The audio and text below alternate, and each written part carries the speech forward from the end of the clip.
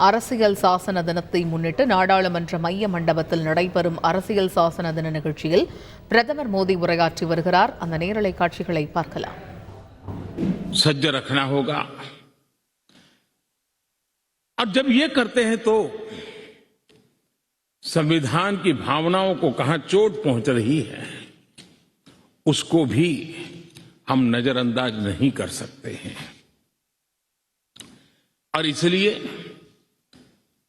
इस संविधान दिवस को हमें इसलिए भी मनाना चाहिए कि हम जो कुछ भी कर रहे हैं वो संविधान के प्रकाश में सही है कि गलत है,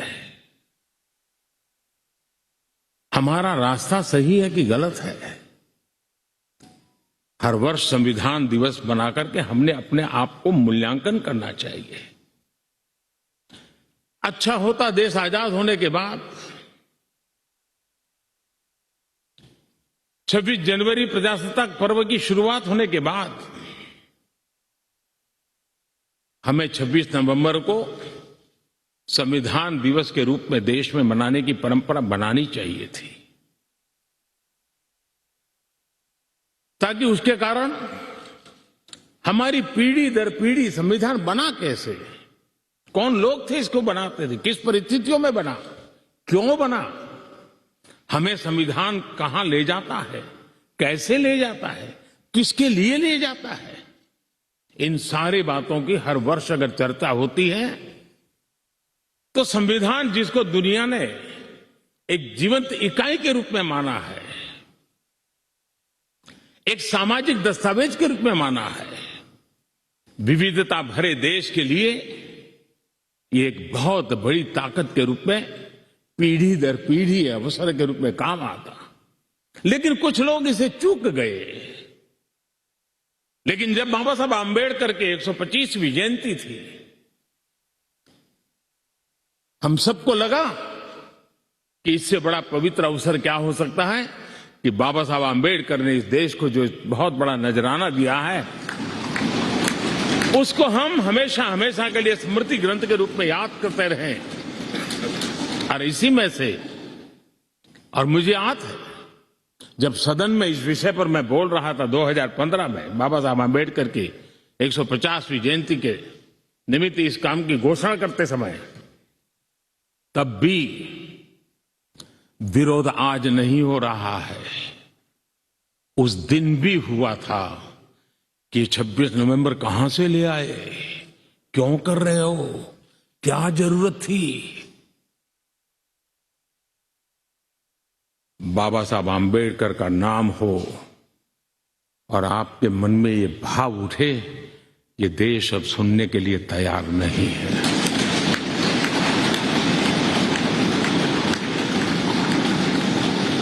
और आज अब भी बड़ा दिल रख करके खुले मन से बाबा साहब आंबेडकर जैसे मनीषियों ने देश को जो दिया है इसका पुण्य स्मरण करने की तैयारी ना होना। அம்பேத்கர் போன்றவர்கள் நாட்டிற்காக என்ன செய்தார்களோ அதை நாம் கடைபிடிக்க வேண்டும்। भारत एक संवैधानिक लोकतांत्रिक परंपरा है। இந்தியா ஒரு பரந்த குடியரசு நாடு और राजनीतिक दल भी हमारी संविधान की भावनाओं को जन जन तक पहुंचाने का एक प्रमुख माध्यम। அரசியல் கட்சிகள் கூட நம்முடைய சட்டத்தை மதித்து தன்னுடைய கடமையை ஆற்றிக் கொண்டிருக்கிறது। ஆனால் சில சமயம் நம்முடைய அரசியல் அமைப்பு சட்டத்திற்கு சில சங்கடங்கள் வந்திருக்கின்றது। अपने आप में अपना लोकतांत्रिक कैरेक्टर खो देते हैं। ஒரு சில சமயம் அரசியல் கட்சிகள் தங்களுடைய கட்டுப்பாட்டை இழந்து விடுகின்றன। இதனால் அரசியலமைப்பு சட்டத்திற்கு அவமதிப்பும் ஏற்படுகிறது। आज देश में இன்று நாட்டில் कश्मीर से कन्याकुमारी, காஷ்மீரிலிருந்து கன்னியாகுமரி வரை இந்தியாவினுடைய ஒவ்வொரு பகுதிக்கும் செல்லுங்கள்। संकट की तरफ बढ़ रहा है जो संविधान को समर्पित लोगों के लिए चिंता का विषय है। அப்படிப்பட்ட ஒரு சங்கடமான நேரத்தில் முன்னேறி சென்று கொண்டிருக்கிறது. யார் அரசியலமைப்பு சட்டத்தை நன்றாக புரிந்து கொண்டிருக்கிறார்களோ அவர்களுக்கு இது தெரிய வரும். पारिवारिक पार्टियां இதற்கு முக்கிய காரணம் குடும்ப அரசியல். राजनीतिक दल पार्टी फॉर द फैमिली, அரசியல் கட்சிகள் बाय द फैमिली, தன்னுடைய குடும்பத்திற்காக, अब आगे कहने की जरूरत मुझे नहीं लगती है. தன்னுடைய குடும்பத்தினுடைய நலனுக்காக. இதற்கு மேல் நான் எதுவும் கூற வேண்டியதில்லை, உங்களுக்கே புரியும். कश्मीर से कन्याकुमारी हरी राजनीतिक दलों की तरफ देखिए. காஷ்மீரில் இருந்து கன்னியாகுமரி வரை உள்ள அனைத்து அரசியல் கட்சிகளையும் நீங்கள் संविधान பாருங்கள். हमें जो कहता है उसके विपरीत है. அரசியலமைப்பு சட்டம் என்ன கூறுகிறதோ அதற்கு ஏற்றாற்போல் சில கட்சிகள் இல்லை. पारिवारिक पार्टियां, அவை इसका मतलब मैं ये नहीं करता குடும்ப கட்சிகள். एक परिवार में இதனுடைய अर्थத்தை நான் முழுமையாக புரிந்து கொண்டிருக்கிறேன். राजनीति में ना आए, जी नहीं. அப்படிப்பட்ட மக்கள் அரசியலுக்கு வர வேண்டாம். घर पर जनता के आशीर्वाद से किसी परिवार से एक से अधिक लोग राजनीति में जाएं, इससे தன்னுடைய தகுதியின் காரணமாக மக்களுடைய ஆசீர்வாதத்தோடு அவர்கள் அரசியலில் பங்கு பெறட்டும். தன்னுடைய குடும்பத்திற்காக அவர்கள் அரசியலில் பங்கு பெற வேண்டாம். குடும்பத்தில் ஒருவர் அரசியலுக்கு வந்தால் போதும், वो लोग தங்களுடைய முழு குடும்பத்தையும் அரசியலில் सबसे बड़ा அழைத்து வர வேண்டாம். இதனால்தான் அரசியலமைப்பு சட்டத்திற்கு மிகப்பெரிய சங்கடம் ஏற்படுகிறது. संविधान में विश्वास करने वाले, संविधान को समझने वाले, संविधान को समर्पित सभी देशवासियों से मैं आग्रह करूंगा, இன்றைய நாள் அப்படிப்பட்ட ஒரு நாள். एक யார் जागरूक அரசியலமைப்பு சட்டத்தை மதிக்கிறார்களோ அவர்களிடம் நான் கேட்டுக்கொள்கிறேன். प्रयोग हुआ था. जापान में देखा गया कि कुछ ही அவர்கள் இந்த அரசியலமைப்பு சட்டத்தை முழுமையாக புரிந்து கொண்டு அதற்கு ஏற்றாற்போல் தங்களை तो किसी ने बिड़ा மாற்றிக்கொண்டு அதை கடைபிடிக்கும்படி கேட்டுக்கொள்கிறேன். और पॉलिटिकल फैमिली के बाहर के लोग निर्णय प्रक्रिया में कैसे आए और बड़ी सफलतापूर्वक 30-40 साल लगे, लेकिन करना पड़ा. लोकतंत्र को समृद्ध करने के लिए हमें भी हमारे देश में ऐसी चीजों की ओर जाने की आवश्यकता है, चिंता करने की आवश्यकता है. ஜப்பானில் எப்படிப்பட்ட ஒரு அரசியலமைப்பு சட்டத்தை உருவாக்கி இருக்கிறார்களோ அப்படிப்பட்ட ஒரு அரசியலமைப்பு சட்டத்தை நாமும் பின்பற்ற வேண்டும். भ्रष्टाचार, क्या हमारा संविधान भ्रष्टाचार को अनुमति देता है? कानून है, नियम है, सब है, लेकिन चिंता तब होती है कि जब லஞ்ச லாவண்யம் நம்மளுடைய அரசியலமைப்பு சட்டம் அதை அனுமதித்திருக்கிறது. किसी को अगर भ्रष्टाचार के लिए घोषित कर दिया हो, भ्रष्टाचार के लिए सजा हो चुकी हो, लेकिन राजनीतिक स्वार्थ के कारण उसका भी महिमा मंडन चलता रहे. யாருக்காவது லஞ்ச லாவண்யத்திற்காக தண்டனை அளிக்கப்பட்டிருந்தால் அவர்கள் அரசியலில் பங்கு பெறக்கூடாது.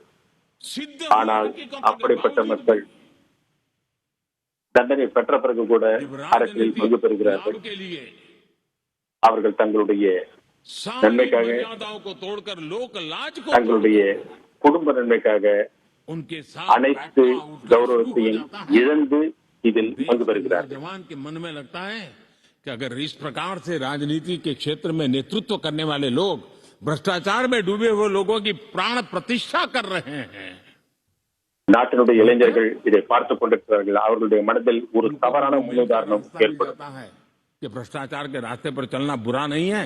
2-4 साल के बाद लोग स्वीकार कर लेते हैं कि हमें ऐसी समाज அவர்களுடைய மனதில் அப்படிப்பட்ட ஒரு எண்ணம் ஏற்பட்டுவிடும். समाज के अंदर லஞ்ச லாவண்யம் கையூட்டு பெறுவது என்பது தவறல்ல.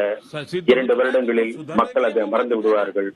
நாம் लेकिन நம்முடைய விருப்பப்படி எது வேண்டுமென்றாலும் செய்யலாம் என்ற எண்ணம் அவர்களுடைய மனதில் ஏற்பட்டுவிடும். ये मैं समझता हूं अपने आप में அப்படிப்பட்ட ஒரு நிலைமை வரக்கூடாது. लोगों को लूटने के रास्तों पर जाने के लिए मजबूर करती है और इसलिए हमें इससे चिंतित होने की जरूरत है. எனவே நாம் இப்படிப்பட்ட ஒரு நிலைமையை மிக ஆழ்ந்து हमने சிந்திக்க வேண்டும். இது आजादी के அமிர்த மகோத்சவம் கொண்டாடும் வருடம். देश जिस स्थिति से गुजरा था अंग्रेज भारत के नागरिकों के अधिकारों को कुचलने पर लगे हुए थे और उसके कारण நாடு எப்படிப்பட்ட ஒரு நிலைமையை கடந்து கொண்டிருக்கிறது. இதை நாம் அனைவரும் சிந்தித்து பார்க்க வேண்டும். महात्मा गांधी समेत हर कोई भारत के नागरिकों को उनके अधिकार मिले इसलिए वो लड़ते रहे, ये बहुत स्वाभाविक है. மகாத்மா காந்தி என்ன போராட்டத்தை கையில் எடுத்தாரோ அந்த போராட்டத்துடைய முக்கியமான அம்சம் இதுதான். ஆங்கிலேயர்களுடைய கட்டுப்பாட்டில் இருந்து நாம் விடுபட வேண்டும், நம்மை நாமே ஆள வேண்டும் என்பதுதான். இதற்காக அவர் தன்னை முழுமையாக அர்ப்பணித்துக் கொண்டிருந்தார். இப்படிப்பட்ட ஒரு விதையை மக்களுடைய மனதில் விதைப்பதற்கு அவர் தொடர்ச்சியாக முயற்சி செய்து கொண்டிருந்தார். नारी सम्मान करो, नारी गौरव करो, नारी को एम्पावर करो, खादी पहनो, स्वदेशी का विचार, பெண்களை மதிக்க கற்றுக்கொள்ளுங்கள், பெண்களை முன்னேற்றுங்கள், कर्तव्यों की तरफ महात्मा गांधी लगातार சுயராஜ்யத்தை பற்றி சிந்தியுங்கள் என்று மகாத்மா காந்தி தன்னுடைய கொள்கைகளை பரப்பியிருந்தார். महात्मा गांधी ने जो कर्तव्य के बीज बोए थे, மகாத்மா காந்தி எப்படிப்பட்ட ஒரு கடமையை ஒரு விதையாக நம்முடைய மனதில் விதைத்தாரோ அது இன்று வளர்ந்திருக்கிறது. उसने अधिकार अधिकार अधिकार के ही बातें करके लोगों को ஆனால் மக்கள் தங்களுடைய அதிகாரத்தை உபயோகிக்க கற்றுக்கொண்டார்களே தவிர அந்த அதிகாரத்தின் மூலமாக நாட்டு மக்களுக்கு நன்மை செய்ய வேண்டும் என்ற எண்ணத்தை அவர்கள் ஒரு பொழுதும் தங்களுடைய கருத்தில் கொண்டு வரவில்லை, தங்களுடைய மனதில் நினைத்து கூட பார்க்கவில்லை. இது மிக துரதிருஷ்டவசமானது. समाज के प्रति एक जिम्मेवारी का बोध होता है.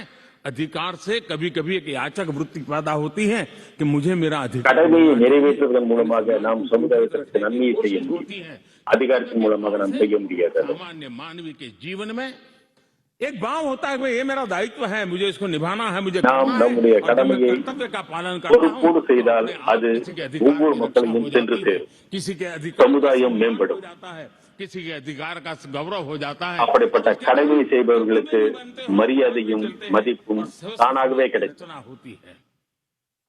आजादी के अमृत महोत्सव में हमारे लिए बहुत சுதந்திர आवश्यक है தினத்தினுடைய இந்த அமிர்த மகோத்சவத்தில் कर्तव्यों के माध्यम से अधिकारों की रक्षा करने के रास्ते पर चल पड़े. कर्तव्य का கடமையின் மூலமாக நாம் அதிகாரத்தை கைப்பற்றுவதை பற்றி சிந்திக்க வேண்டும், அந்த வழியை நாம் பின்பற்ற வேண்டும். जो अधिकार सम्मान के साथ दूसरे को सुपुर्द करता है उसके हक को दे देता है.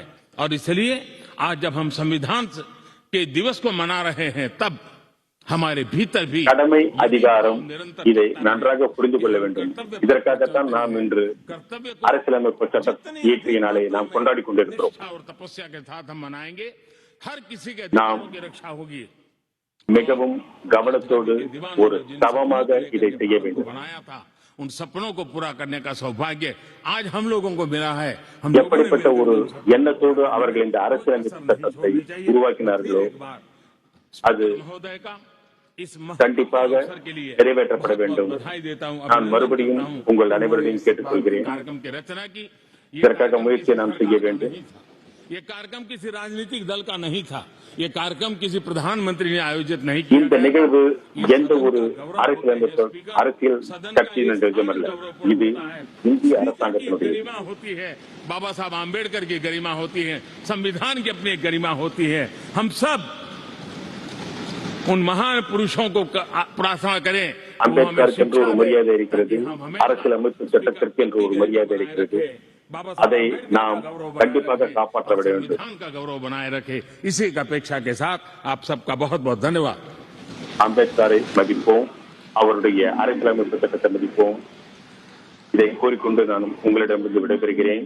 நன்றி, வணக்கம். அரசியல் சாசன தினத்தை முன்னிட்டு நாடாளுமன்ற மைய மண்டபத்தில் நடைபெறக்கூடிய அந்த அரசியல் சாசன தின நிகழ்ச்சியில் பிரதமர் நரேந்திர மோடி சிறப்புரையாற்றியதை நாம் பார்த்தோம். அவருடைய உரையில் அரசியல் அமைப்பு தொடர்பான பல்வேறு சிறப்புகள், நம்முடைய நாட்டில் அரசியல் அமைப்பு என்பது எந்த ஒரு இடத்தை பிடித்திருக்கிறது, அதனுடைய சிறப்புகள் என்ன, முக்கியத்துவங்கள் என்ன, இந்த அரசியல் அமைப்பை நாம் பின்பற்றுவதனால் ஏற்படக்கூடிய நல்ல நல்ல விஷயங்கள் என்ன என்பதை அவர் பட்டியலிட்டார். அப்படி அவருடைய உரையில் இடம்பெற்றிருந்த ஒரு விஷயத்தில், இந்தியாவில் பல அரசியல் கட்சிகள் குடும்ப அரசியல் செய்கிறது என்று சுட்டிக்காட்டியிருக்கிறார். அப்படி குடும்ப அரசியல் செய்ய நினைப்பவர்கள் அரசியலுக்கு வர வேண்டாம் என்றும் குறிப்பிட்டிருக்கிறார். குடும்ப அரசியல் என்பது இந்த அரசியல் அமைப்பு சட்டத்திற்கு மிகுந்த சங்கடத்தை ஏற்படுத்துகிறது. பல கட்சிகள் குடும்ப அரசியலில் ஈடுபடுகிறது என்று வேதனை தெரிவித்தார். இது போன்ற ஒரு விஷயம் இருக்கக்கூடாது என்று தெரிவித்தார். அப்படி குடும்ப அரசியலில் ஈடுபட வேண்டும் என்ற எண்ணம் இருந்தால் அப்படிப்பட்ட கட்சிகள் அரசியலுக்கு வரவே வேண்டாம் என்றும் அவருடைய உரையில் நிறைய விஷயங்களை குறிப்பிட்டிருந்தார். இதேபோன்று கட்சியின் ஒட்டுமொத்த அமைப்பும் ஒரே குடும்பத்திடம் இருந்தால் அது ஜனநாயகத்திற்கு நல்லது அல்ல என்று தெரிவித்த அவர், இதற்கு மேல் இந்த விஷயத்தில் நான் என்ன என்று கூற விரும்பவில்லை, அது அனைவருக்குமே புரியும் என்றும் குறிப்பிட்டிருந்தார். இதுபோன்று ஊழலுக்காக தண்டனை பெற்றவர்கள் அரசியலில் ஈடுபடக்கூடாது. இதுபோன்று அரசியல் அமைப்பு சட்டத்தை அவர் அதனுடைய சிறப்புகளை கூறிக்கொண்டிருக்கும் பொழுதே அது சார்ந்த அரசியல் கட்சிகளுடைய செயல்பாடு என்னென்னவாக இருக்கிறது என்பதையும் தனித்தனியாக பட்டியலிட்டு அவர் கூறினார்.